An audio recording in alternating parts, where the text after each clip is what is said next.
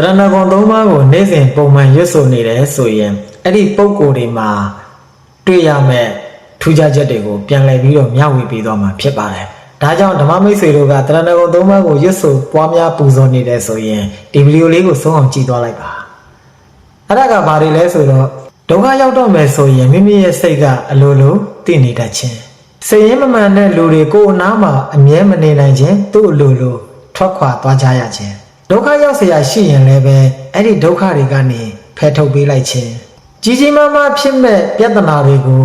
သိငယ်သွားအောင်ပပျောက်သွားအောင်ဆောင်ရွက်နိုင်ခြင်းဘေးရန်တွေဒုက္ခတွေကြုံတွေ့နေရင်တောင်စိုးစိုးဝါးဝါမကြုံတွေ့ရခြင်းစောင့်ရှောက်ကူညီခြင်းတဲ့လူတွေကိုယ့်ကိုကာကွယ်ပေးမဲ့ပုံကိုယ်တွေပေါ်လာခြင်းအန္တရာယ်ဆိုးတွေမကြရောက်ခြင်းဘေးဆိုးဒုက္ခဆိုးတွေမကြုံတွေ့ကြရခြင်းဘေးရန်တွေကြုံတွေ့လာရင်တောင်အဲ့ဒီဘေးရန်တွေကနေလွတ်မြောက်ခြင်းလလပါများရှင်လန်းပြီးတော့ငွေများတိတိတသာဝင်လာခြင်းမိမိကိုပေးခြင်းကမ်းခြင်းတဲ့လူတွေ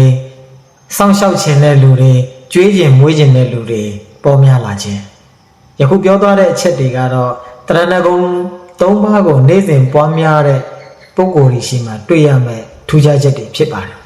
ဒါကြောင့်မိမိတို့ရဲ့ဘဝလက်ကျန်အချိန်မှာမိမိတို့ကကံကောင်းနေသေးလို့ယနေ့အချိန်ဒီအသက်ရှင်သန်နေတာမိမိတို့ရဲ့နေ့စဉ်လက်ကျန်အချိန်တွေမှာ